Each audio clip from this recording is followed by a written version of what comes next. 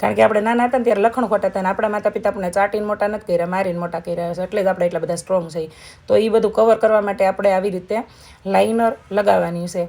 તો તમે જોઈ શકો છો મેં શેપ આપ્યો છે અને લાઇટ લાઇનર કરીને પછી આપણે બ્રશથી એને વ્યવસ્થિત રીતે સેટ કરવાની છે. હવે મેઇન છે લિપસ્ટિક, જે વારંવાર બધાએ મને કમેન્ટ કરી છે. મોટાભાગની કમેન્ટો એ જ છે કે તમે કઈ લિપસ્ટિક યુઝ કરો છો, કેવી રીતે લિપસ્ટિક કરો છો, અમને તમારો શેડ કહો. તો આ છે લાઇટ બ્રાઉન અને ડાર્ક બ્રાઉન, એ મેબેલિનના 2 શેડ છે.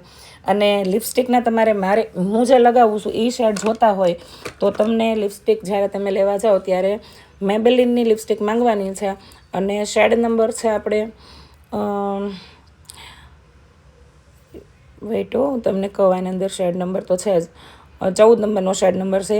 તો તમે માંગજો, પણ ત્યાં તમને તમારા સ્કિન ટોન પ્રમાણે તમને મળી જ જશે બધી. તો મેં ડાર્ક બ્રાઉન અને લાઇટ બ્રાઉન એવી રીતે 2 લિપસ્ટિક મિક્સ કરી છે.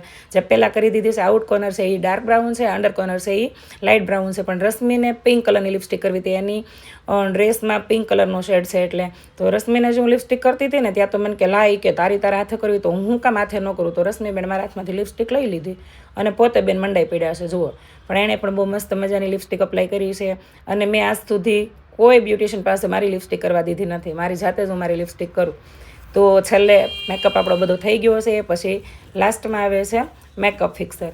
મેકઅપ ફિક્સર તમે કોઈ પણ કંપનીનું લઈ શકો, બને ત્યાં સુધી સારું જ લેવું, જે મેકઅપ તમારો બધો ફિક્સ કરી દે અને મસ્ત ગ્લો આવે.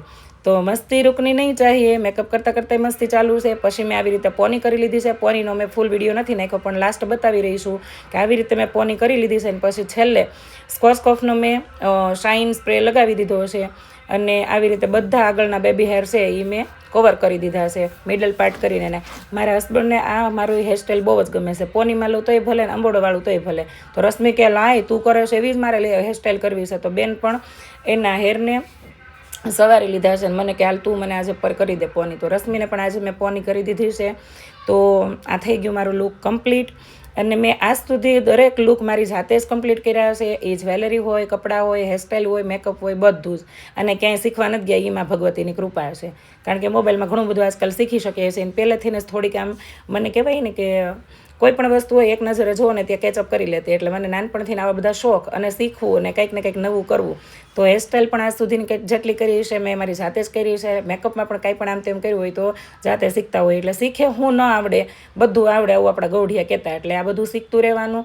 અને આપણે પોતાને નક્કી કરવાનું છે કે આપણે કઈ ઉંમરે ન કરવું, અથવા તો કરવું છે કે નથી કરવું. એ ગામ કે તે નહીં કરવાનું, બંધ કરવાનું. સ્ત્રીને 16 શણગાર સજવાનો અધિકારમાં ભગવતી પાર્વતીજી આપ્યો છે. અને સૌભાગ્યવતી સ્ત્રીઓએ તો ખાસ કરવું. આજકાલ તો મોડર્ન જમાનામાં આપણે પ્રવેશ કરી ચૂક્યા છીએ જ્યાં વિધવાઓ પણ શણગાર સજી રહી છે. એના માટે